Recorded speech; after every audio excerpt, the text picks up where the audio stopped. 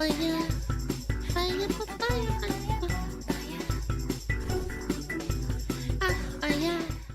So they're just lying now, huh? Okay. What are we lying about now? Why do things have to be like this? There are some people that believe that you should not have opinions over products that you paid for, that you have no right to ownership. Just eat your slop, bitch! That you are just so Eat your tragically slop. undereducated and misinformed into the process in which games are made that your opinions are not only useless, but honestly outright harmful to the games industry itself. Just stop asking so many questions, consumer. Keep consuming. That's right. Please. That's how we got to the spot with cars, with fridges, with electronics. Phones used to last like years. Now people fucking have to upgrade their phones because they purposefully slow down the software so that you buy a new one, which is objectively a true fact because Apple does that with their phones and their other products in order to get you to keep buying their shit. Yeah, I know. Isn't that great? It's been a while since we talked about Stop Killing Games. While the movement has had a lot of success, more success than I think a lot of people probably expected that it would, it now stands against the greatest threat possible. No, not pirate software. No, instead, it's politicians, lobbyists, and the executives of these companies that, well, are just wearing the mask of people that are trying to protect the games industry. Yeah, they're skinwalkers.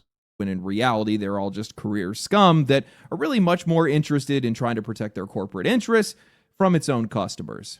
And in this case, they've turned to just straight up lying to try to get their way. Oh, gaslighting. Ooh, my Recently, favorite. members of parliament in the EU, as well as some people over here stateside, have been meeting privately behind closed doors with CEOs like the guy from Ubisoft, as well as the ESA and Video Games Europe, the lobbying groups that are representing a lot of these guys. And it's all in an effort to just try to stop you from owning products that you paid for by effectively misinterpreting our demands, reframing the entire argument, exaggerating the damages of proposed solutions, and also trying to make it sound like this is— How could you possibly reframe that, like, having a customer keep something that they bought years ago? Why? How could you possibly frame that as, like, a bad thing? Oh, because then they don't give you money. Ah. going to That's destroy why. indie games. Smart. Ah, yes.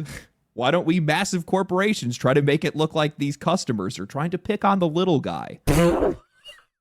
Perfect.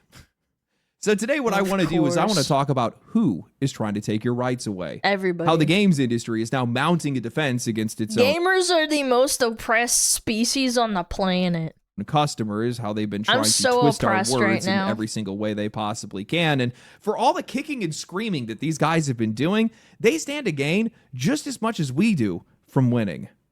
I'm proud to be an American, and I'm proud to own a Helix mattress. That's right. Today's video is sponsored by Helix Mattress and their 4th of July summer sale. And I'm going to tell you guys right now, if it wasn't for Helix Mattress, I don't think I would have been able to survive Summer Games Fest. I went into that event with like 4 hours of sleep, and the sleep that I did get when I finally got back home and crashed out into my Helix mattress was some of the most restful sleep that I could possibly get, and that's exactly what I needed.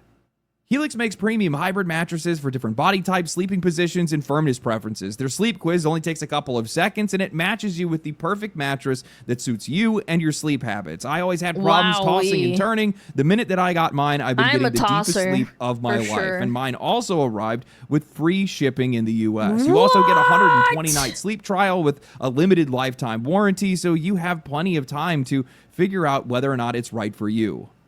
They also have their Comfort Adjust cooling pillow. Chat, I will say this. 2 of the most important things. The chair you sit in, the bed you sleep in, and the shoes you walk in. That's the most important. So you can actually adjust its firmness and height to the way that you sleep, and the cooling cover really helps to make it stay comfortable throughout the night. I genuinely love my Helix. It's honestly one of the best mattresses that I've slept on in my entire life, and it's fixed most of my bad sleep habits, at least the ones that the mattress can actually fix. And right now, these guys are running 20% off site-wide for their 4th of July sale, which is running right now, or at least once this video goes posted. So make sure you guys check out the link in the description or in the pinned comment, or go to helixsleep.com/legendary drops and check out and see what these these guys can do for you. Hopefully they can fix your sleep like they fixed mine. Thank you to Helix for sponsoring today's video. I can't speak for everyone, but as somebody that grew up during the physical era of games, the idea of ownership never crossed my mind. It was something that just simply existed. I thought that was gonna be forever. I remember sitting in my brother's room and he had like all these discs and all of these video game cartridges. Not cartridges, but like, you know, you open it up and it has like the manual in there, and now they don't even have that shit anymore. I don't know, there was just something special about like walking into someone's room. Even my dad, he loves like listening to music and he loves jazz.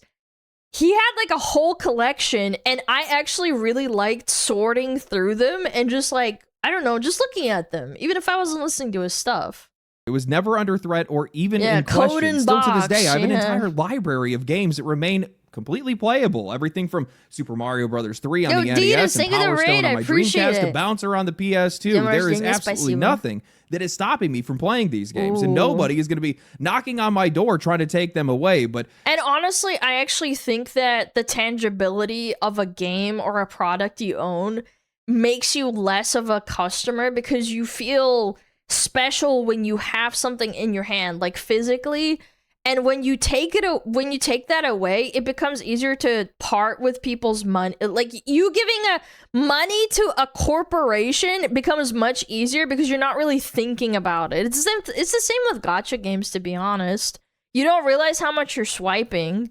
Like cash. Yeah, that's actually a really good point. Yeah, like cash versus credit card. You're not thinking about how much you spend on a credit card, but when you hand over $5, that $5, like, you remember that.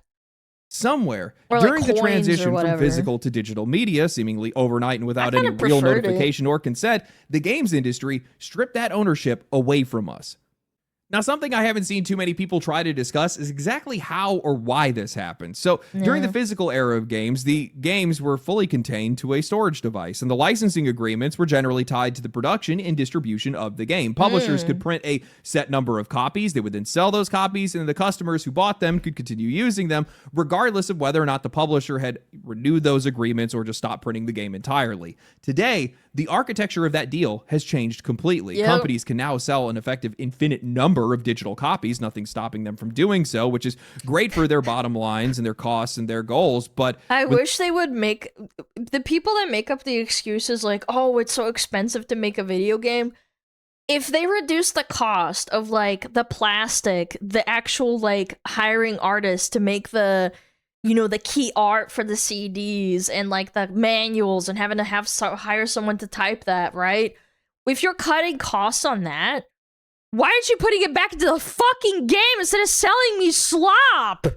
Those games are depending on authentication servers and licenses that are no longer renewed. Companies can just shut down those servers and take our access along with them. The best way that I can sum this up is that the games industry has conflated its ability to continue selling something. Did you see the new Gears game? Rumored budget is 400 mil. Oh! I mean, isn't GTA like $1 billion in the hole or something at this point? Honestly, wait a minute. Isn't GTA like pretty much almost $1 billion? Like 800 million?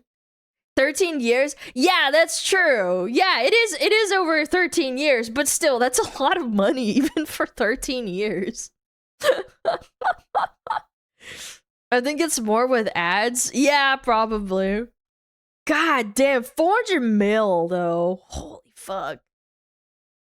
But Alana, CEOs are expensive. Yeah, they really help make video games really great. With our ability to continue owning it. Two things that should not, under any circumstances, have anything to do with one another. The only reason they do is because this industry doesn't want to fix the issue that it created, and also, they want absolute control. They do not want you guys trading and reselling games because they don't get a cut, and they don't want you playing an old game forever because you're supposed to be buying the shiny new one that they just put out, which... No, you can't play the old COD. Play the new COD, bro.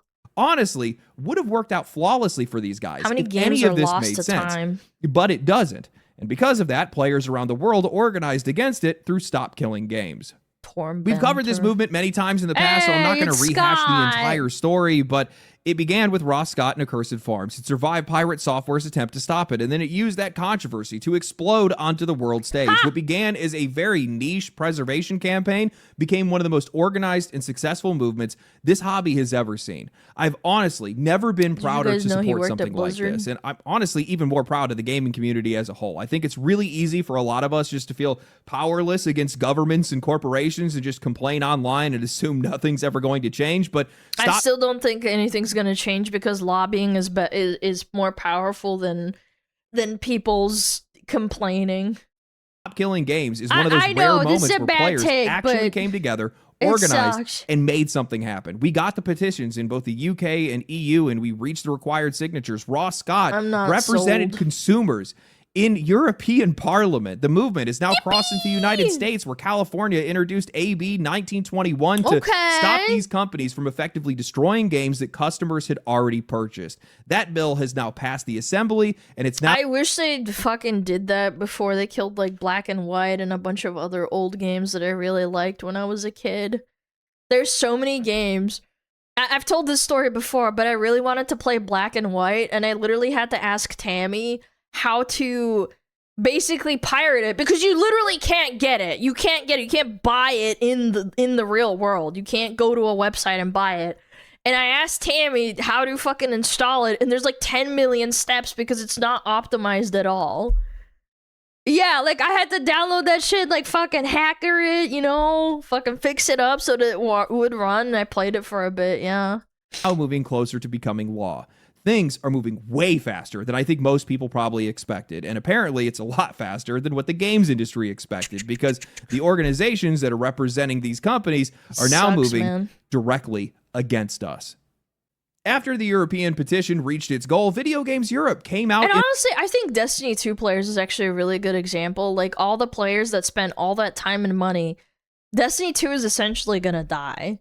Because who the fuck wants to play a game that nobody's playing? Like, yeah, obviously, it's not going to, like, die completely, but a game that doesn't have, like, active updates or, like, players that will eventually get bored when they do all of the content, which is not their fault, you're going to, like, get bored, and then you're going to go somewhere else.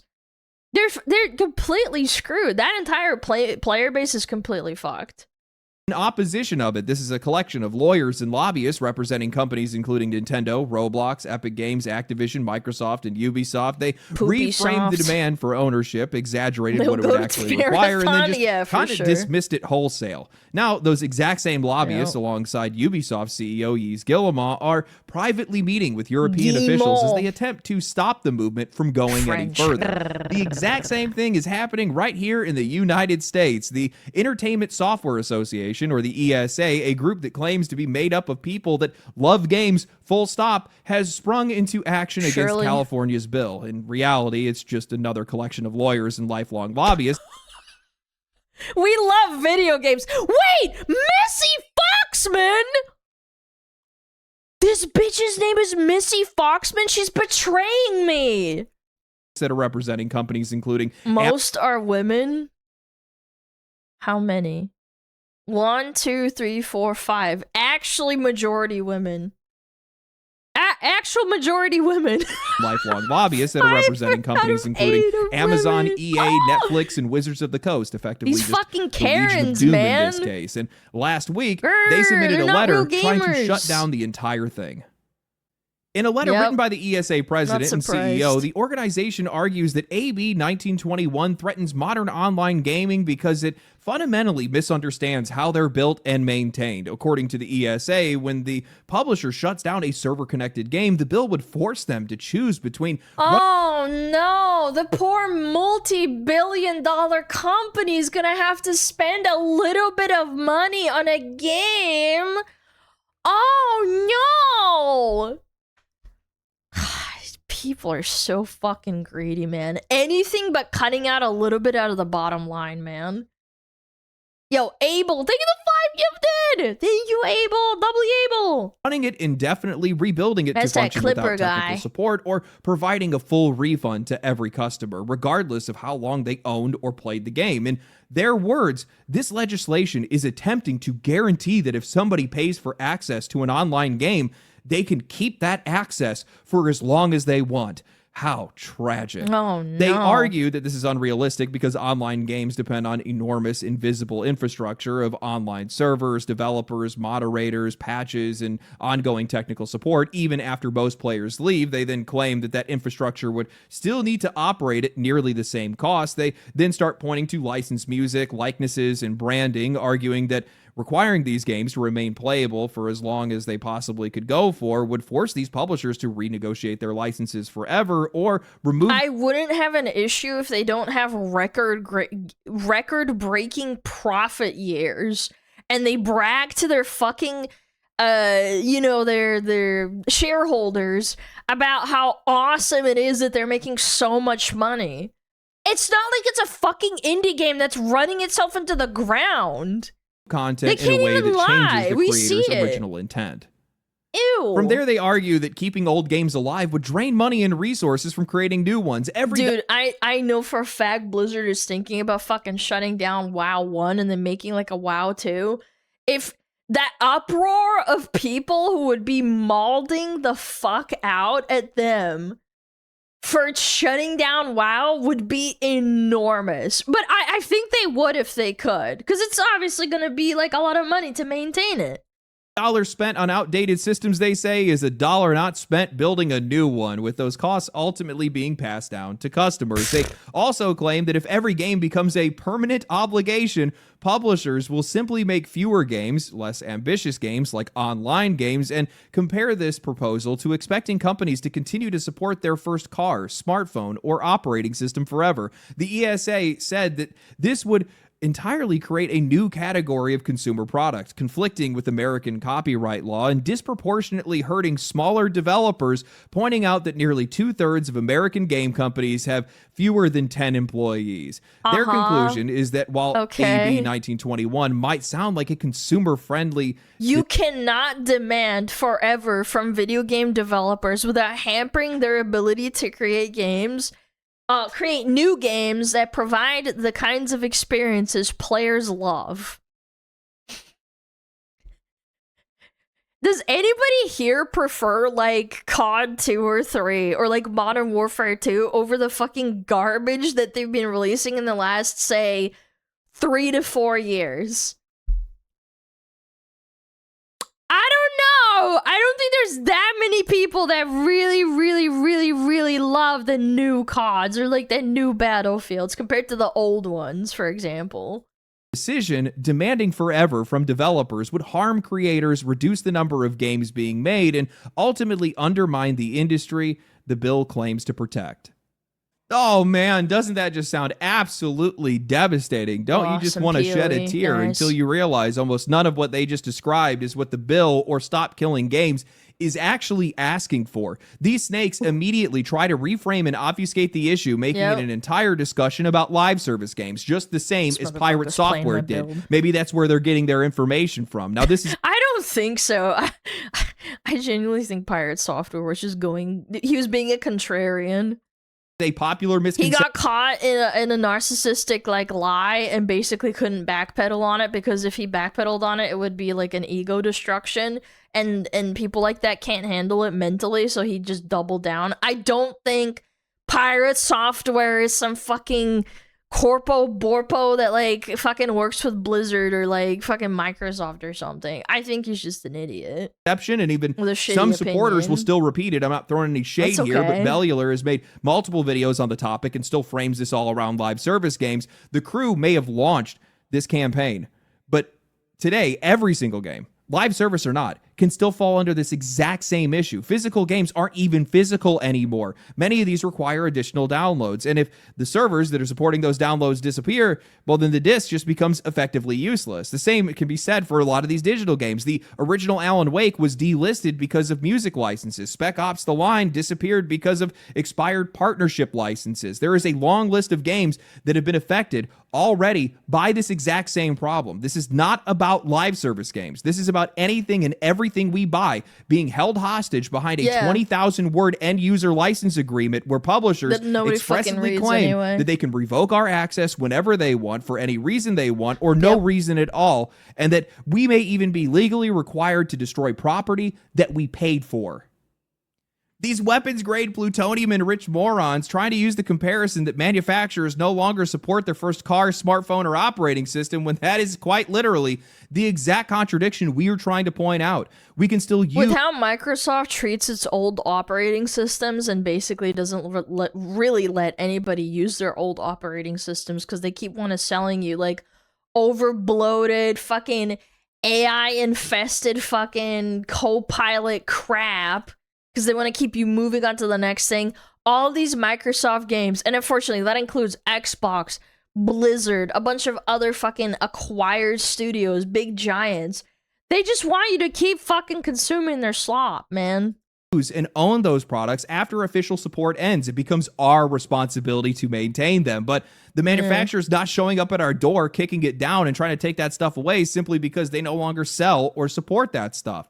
Oh, it's so hard operating a server. If a fucking WoW private server, and I'm sure there's other games that have private servers too. Like I played the Warhammer one, the Warhammer MMO. Even those laggy fucking holding 10,000 people on in some fucking shack in like Romania, they can fucking manage. These billion-dollar companies can manage to maintain it. It's not impossible. These people who really love the game, yeah, granted they're doing it illegally. Sure, it's not within their right, legally speaking, to fucking do it, sure. But they've managed to do it and they don't have that much problems. That many problems. Nobody is asking for permanent updates, moderation, patches, or live support. A game being playable is not the same thing as a game being actively maintained. It is such a dishonest reframing. You don't have to fucking update anything, man. The argument they had with that is equally dishonest in this case. Losing the right to keep selling a game is not the same thing as gaining the right to erase copies that people already bought. Publishers already remove music, replace content, and delist games when their licenses expire. So then add None of free that music requires or you destroying access for existing owners. Then they go on to claim that game preservation would somehow drain money away from future games, but that only happens when these companies build... You're not even updating the old game. Nobody's asking you to. Maybe you might have to update it to like another operating system or something, but it's not... It's just like lying. It's gaslighting.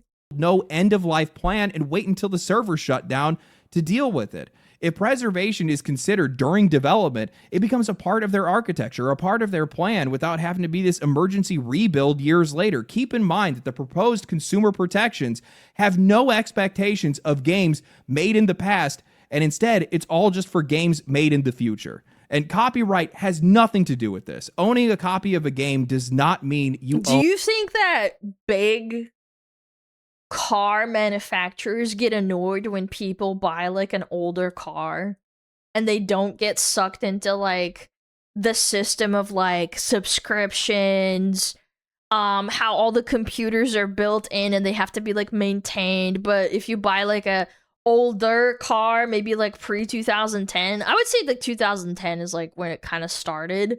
Obviously there's like outliers, but I think anything like 2010 before that, you can still like kind of fix it up without having to like buy gear or go to like a dealership and talk to those people that have no idea how the fuck to fix your car.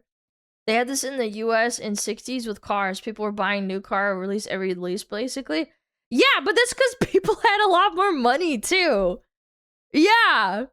That intellectual property. Happy birthday. I don't know why these guys would Thank try you, to frame Sonic. it that way. It just Thank you so means that much. you're allowed to continue using something that you paid for. Same with computers. Well, at least I can argue, say to that be these guys honest. never fail to surprise me. This is an industry that is in open contempt, active contempt in this case, of their own audience.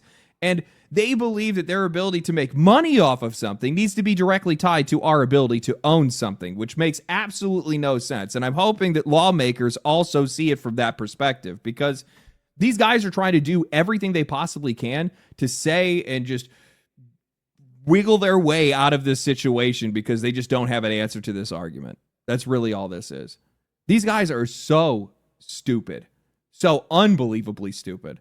The ESA represents some of the largest corporations within the games industry, yet for whatever reason, you guys are trying to come out and you're trying to move this towards indie studios, 10-person teams. Like these guys are going to be the ones that are going to get crushed under this kind of regulation. Miss me with that. Now Yeah, you're miss just me straight with up that shit, lying. These man. guys don't even use the same kind of infrastructure as you. They're not using the same kind of licenses. They're not using product placement. They're not hiring Hollywood voice actors to come in and voice act gelatinous cubes. They're not using... No, even worse. They're using motion capture for something that literally doesn't have motion. And you could hire one guy to animate the fucking gelatinous cube. One guy! I bet you someone on Twitter would do it for pennies.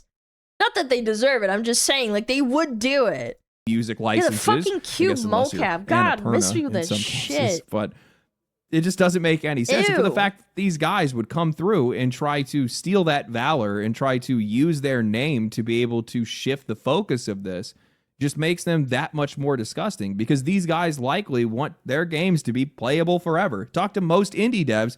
They support stop killing games. Always have. This is just so pathetic. Gaslighting and trying to reframe the issue around live service games as well, that doesn't even make any sense, man. The law that's being proposed, man. as well as Stop Killing Games just as an organization, has gone out of their way to make sure that the live service free-to-play slop that these companies have been trying to peddle is not a part of this discussion. That expectation's not there. This is about games that people buy. For the free-to-play stuff, if it dies, it dies. Most people don't have a problem with that. Now, it's probably for the best in a lot of cases. It just kind of goes to show that these guys don't have any leg to stand on here. They've been... I don't think so. Even the shittiest game, I think even the shittiest games, if a customer paid for it, like, I think there is some merit to argue that if someone paid money for something, at the very least you should maintain it in a state where they can, like, log in and, like, play the game. It doesn't have to be updated. It doesn't have to be extremely well maintained. Like, just the bare minimum. Caught red-handed. It's absolutely embarrassing. For all the lawyers these guys have, this is all they could possibly muster. The only thing that's going to stop killing games at this point is whether or not any of these politicians can be bought off. Hopefully not. What makes matters worse is just like how stupid all of this is. Because for these greaseball lawyers in 07 to the 40 Concord players, I honestly am of the opinion that Concord should have stayed up to teach people a lesson in bad video game development so that people could play the game and realize it's bad instead of shutting it down outright. Like, yeah, obviously they did a good thing of at least refunding people, but like, I think that they shouldn't have. Like, it's a lesson. It's a historical piece. I think that Highguard and Concord are one of the two pieces that need to be available for everybody to play. So you can learn. Like, teach it in, like, I don't know, fucking school, or, like, let people learn. CEOs and these lobbyists that are going in and they're trying to actively work against our sense of ownership. These guys don't realize... Look at the character designs. I'm not even talking about that. If you watch the Fleekazoid, like, I watched the Fleekazoid video on stream, and the gameplay is literal ass. It's like the movement's horrible. It's slow. The gunplay isn't good. The fucking characters all look the fucking same. Like, not even... I'm not talking from a design perspective. I'm talking about from a color grading perspective. You can't tell what character's what. Like, if you play Overwatch... I know this is a bit of a tangent, but like with Overwatch, you can at a glance see what characters in the distance because they look distinct enough. How much this actively works against their own business. It's just bad. Because the minute you start destroying the things that we bought, how is that going to make us trust the next thing you sell? And also, why don't books have the same thing? If a book doesn't, like, if a bad book exists, it exists forever. In principle, right? Like, there's always going to be a copy out there somewhere. You can preserve it. There's a PDF online, right? Same with movies. Well, they're trying to do that with movies as well. They're trying to fuck you over with movies so that they can take them down and people can't criticize them. Back in 2024, financial analyst Matt They're trying Piscatella to do the reported same that thing with video 53% of games. Nintendo Switch software sales were digital, compared to 78% on PlayStation 5 and 91% on Xbox. Physical Yeah, I believe PC that. releases barely even exist anymore, so that market is effectively 100% at this point, which all lines up with... It honestly kind of bums me out. Now that I'm an adult and I want to buy physical copies, you just fucking can't. When I was a kid and I wanted to buy a physical copy, I literally couldn't do it. My parents couldn't afford to buy me physical copies most of the time. It's why I pirated with my brother at the time. I don't do that anymore, but I'm just saying there was a reason to do it. Now, like, I have money and I can't even do that. I have just to buy digital copies. Capcom's recent financial reporting showing that 90% of their unit sales are coming from digital downloads. Almost everyone buys games digitally now. And it makes complete sense. It's faster, it's cheaper, it's a hell of a lot more convenient. We just press buy and we immediately have access to a game. We don't got to worry about driving to a store, discovering it's out of stock, searching for it somewhere else, making room on a shelf, or worrying about a disc being damaged. We just install it, play it, and then uninstall it whenever we want, and then install it again when we want to come back to it. But as the technology has improved, the games industry has quite literally just changed the terms of that transaction. Digital distribution, permanent internet connections, account systems, and remote authentication were all kind of sold to us as these conveniences, but instead they've just stripped away our control while making these games actively worse. And we've seen the consequences of this every single year.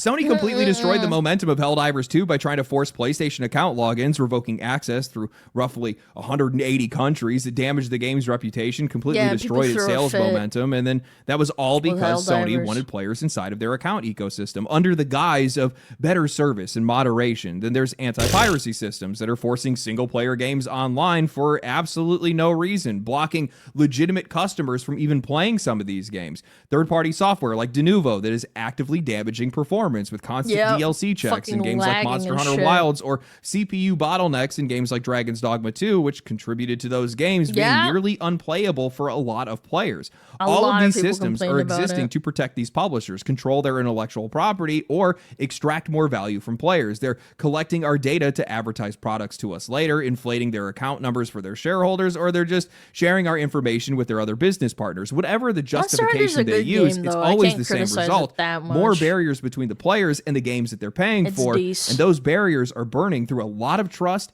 at an incredible rate.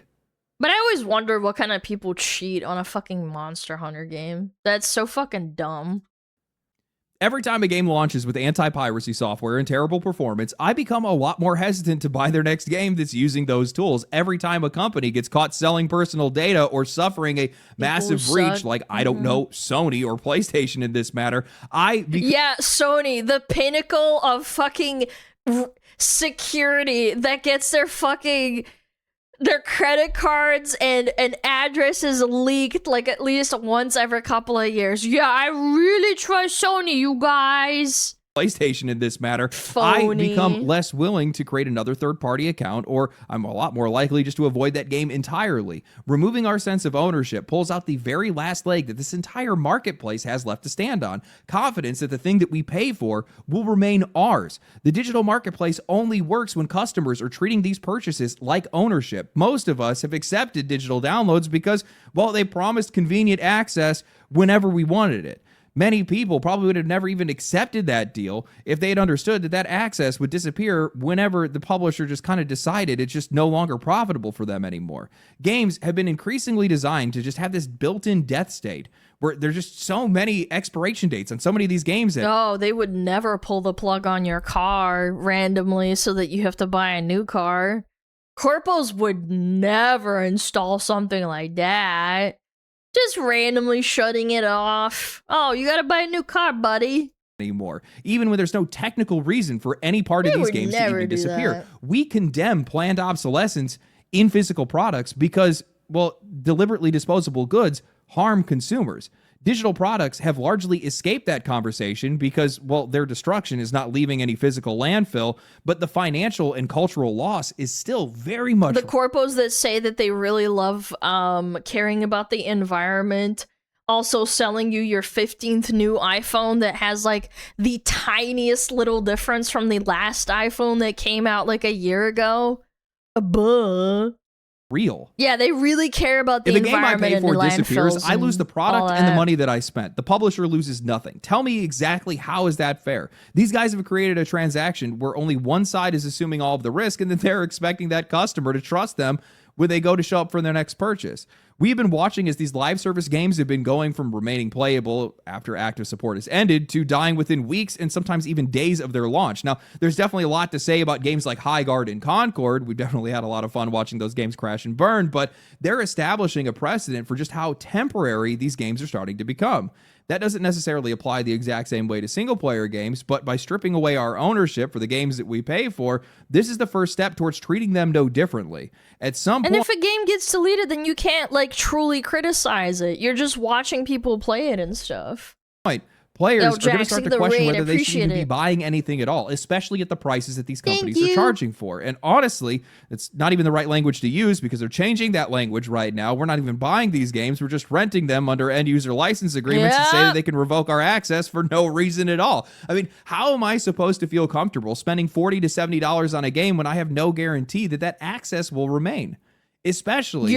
You'd be lucky if they even give you the money back. Access can disappear over licensing disputes, account requirements, and business decisions that have nothing to do with me and are completely outside of my control. How is anybody supposed to justify pre-ordering a game when they don't even own whatever they're ordering? What are we doing here? I mean, you shouldn't be pre-ordering at all, but you guys still get my point on this. And if that is the deal, well, then how are these companies going to justify charging even more? We've seen these guys talk about charging $80 or $100 for some of these games. How do they even justify selling consoles at increasingly indulgent prices? Because people are buying them. I know, unfortunate reality. The reason why the number is going up is because there's idiots who will buy it. Even the people that can't afford it. The software itself can just disappear. The higher these prices go, the harder it becomes to enter into the hobby at all, remove our sense of ownership on top of that, and these purchases become almost impossible to justify. How do these guys not understand this? Ownership is not some charitable concession that you're making towards your customers. It's what's giving these purchases value. The idea of permanence is a part of that price, and also our willingness to spend... Actually, that's not true. I think I did buy a pre-order for some game for stream. Oh man, what was it? Or maybe I didn't. I don't remember. But like, me consciously, I don't fucking do pre-orders. I don't.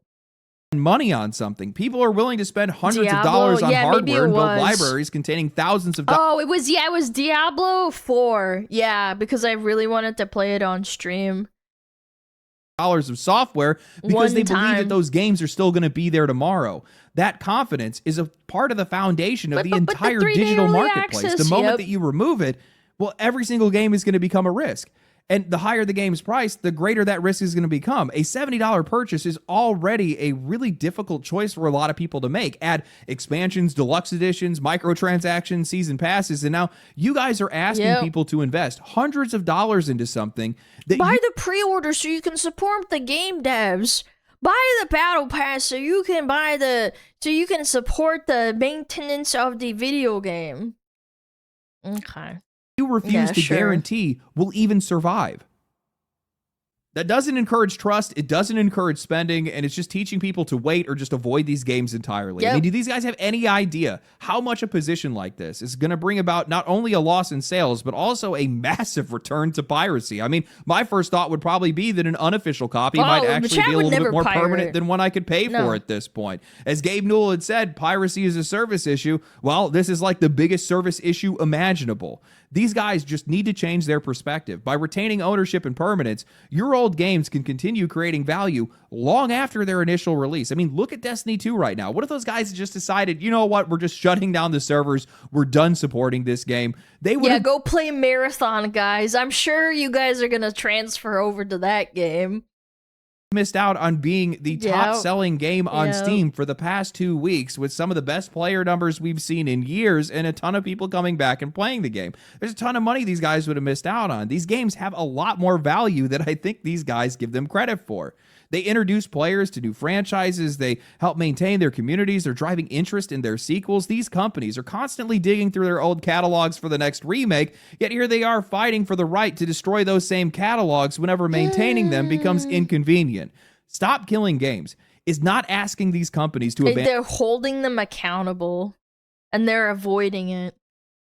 Because they're slimy little fucking rat weasels that don't want them to cut into their fucking bottom line profit. so that the CEO can't buy his fucking 15th yacht or his what is it called? His like ancient fucking car collection. Yeah, think of the poor CEO. Bobby Kotick needs his 5th yacht. And in their profit. It is asking them to stop destroying the trust that makes that profit possible. This is to their own benefit. An end-of-life plan tells your customers that their money still means something even after the publisher is moving on. It is making these digital purchases safer, giving people more confidence to invest in a lot of these online games and a lot of these digital games, and it's making the future of the product easier to sell. The ESA keeps trying to present ownership as this permanent burden on the industry, but in reality, ownership is one of the strongest reasons that anyone would keep buying from any of it.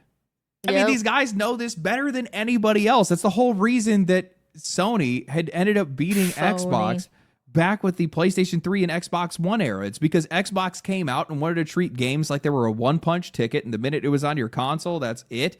And people hated the idea of not having autonomy and not having... I hated the fact that this is what really put me off, like, buying consoles. Like, my brother had he had, like, the PlayStation 2 and 3, but, like, I never had them. But I remember when they started, like, transitioning into, like, oh, well, you have to download the game, and then, like, you can't have too many games on your Xbox or your PlayStation, otherwise you have to uninstall it. And then, because we had shitty internet, so like if my brother wanted to play a game and then I wanted to uninstall one of his games, he would get mad at me, rightfully so, because it's like it would take me days to fucking download it, right? And then if you wanted like a bigger memory upgrade, like so that you'd have more storage space, you had to shell out more money, and that was more money to fucking them. You couldn't just have a disc that you swap out that you could just play whenever you want. You had to fucking give it up. Control over their own purchases. It was cringe. I hated it. Sony came out and said, hey, this is how easy it is to be able to trade your games, and handed it to one guy from the next, and bam, that's how it is. After that, the reputation was already cooked on the Xbox's side. Everybody went over to PlayStation, and it was GG after that. But, like, people just don't want to lose control of their games. It's really as simple as that. These are... especially with how much money we are spending on these things. I don't know about you guys, but I'm not really somebody that likes to spend $70 on something that I can't hold and keep.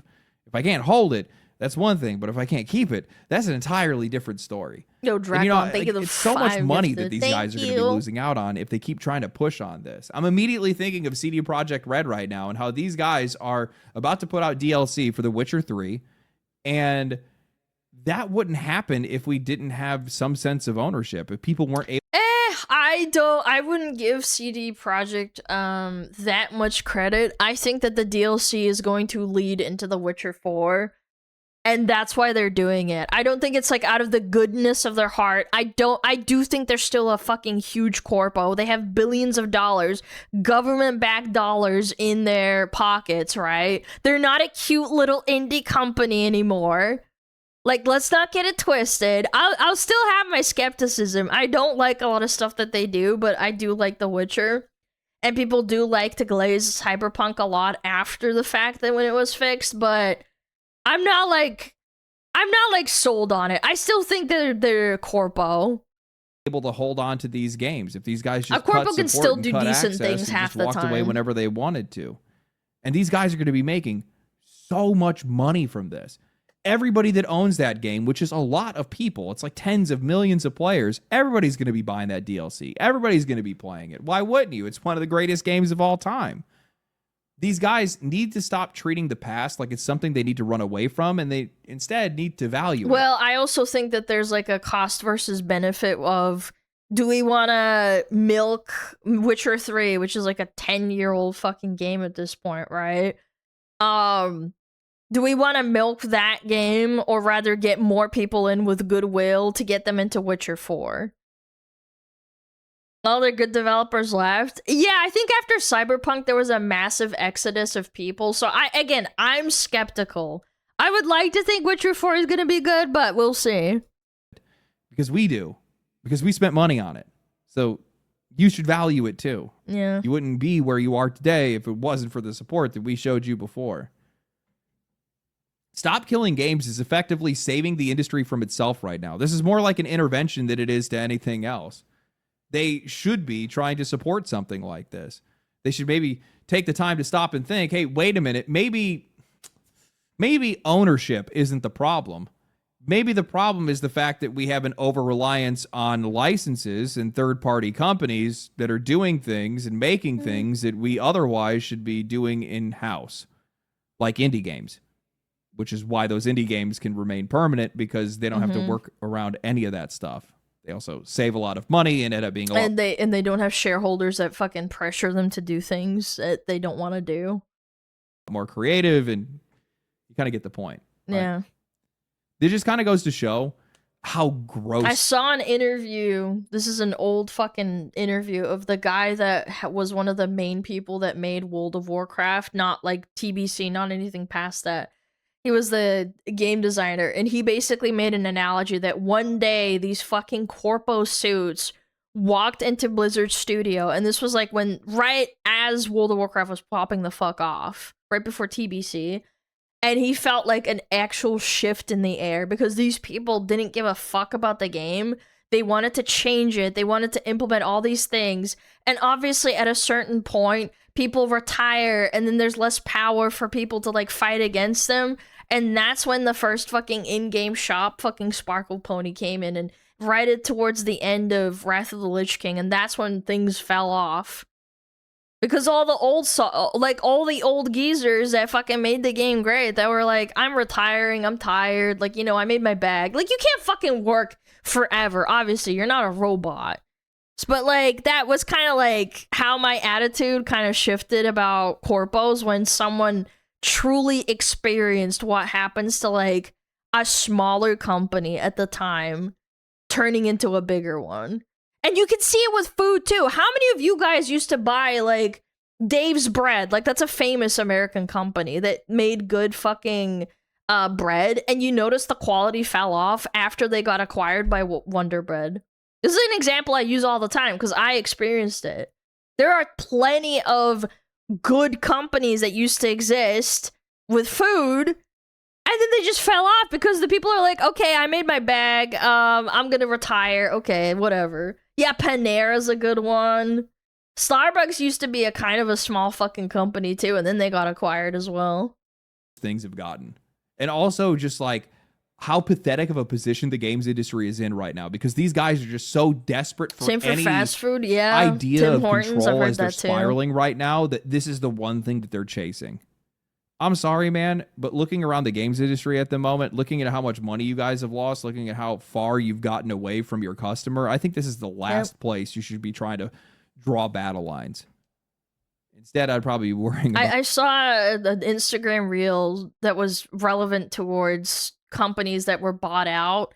They just try and suck the life out of your recipe that you coined as a food manufacturer or whatever, right? Or a fast food maker. You had this good thing and they basically squeeze it just until customers like are about to stop buying, but then like they just make a good enough profit margin where it's like people aren't like leaving in droves, but it's enough for them to like basically just, you know, make them the shareholders happy because the number's going up. Yeah, they squeeze the nuts out of it, bro. The quality of your games and or the life, also how much you're spending on them. I don't know. I think this is gonna win. Had that I think happen. It's gonna work out. I'm hoping that it definitely hoping that it does. That's for sure. It's something that I've been really happy to support. I've been talking to some of the Stop Killing Games guys in the background. I'm probably going to try to show up at the next kind of event that they have, or if there's a signing or whatever it is. I want to try to be a part of it because this is history, man. This is history for the games industry, and it is a history that I think is going to be very important to us and also future generations of players. And if you guys haven't supported it, make sure that you guys do. Follow what these guys do. Talk about it. Keep it in conversation. Vote on it if the vote becomes available to you. That would be cool. Let's see where this all goes. I would do that. I know that I want to keep my games. I love them. Anyway. People have no pride in what they make anymore. No, it's not that. There are plenty of people, like, indie games prove that people make good games and they really care about them, but there comes a point where someone wants to retire and they, like, want to sell it off and they want to make a bag, and then the people offer them an insane amount of money, and it becomes a bidding war, and then they sell it off, and then that's when it happens. That's when they want to make their money back, and then profit margins change, and they have to cut quality and, you know, cut out like people working on a game and shit. Like George Lucas. Yeah, you could extrapolate this to anything. Cars, fucking food, fast food, clothes. Clothes is a really good example. Everything used to be cotton. Everything used to have fucking cotton in it, and now it's like 90% polyester. Because polyester's cheaper than fucking cotton. Thank you guys for watching like the video. If you guys anything. enjoyed the video, like the video, subscribe to the channel, share it with your friends, share it on social media, share it everywhere you possibly can.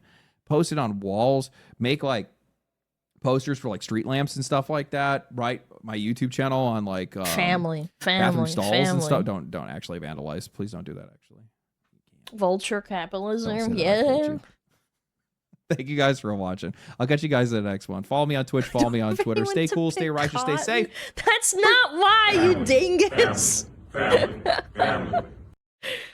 The jokes aside, slave labor does still happen. They just want to keep cutting corners. That's the sad part. Yeah, you think those Vietnamese sweatshops with the fucking Abobas shoes that they make for like pennies on the dollar, you think that's not? Go check it out, man. No, I think that was a good video. Good yap. Good yap. Yeah. Polyester gonna be too fancy for us soon. Gonna make us wear potato sacks and underwear made of thorns. No, because that's natural. Because that would require harvesting. Polyester is just literally fucking plastic. That doesn't take effort. Like, you can get a factory. Things that you have to pick are organic. I'm not even kidding. It's so fucked. We are so fucked.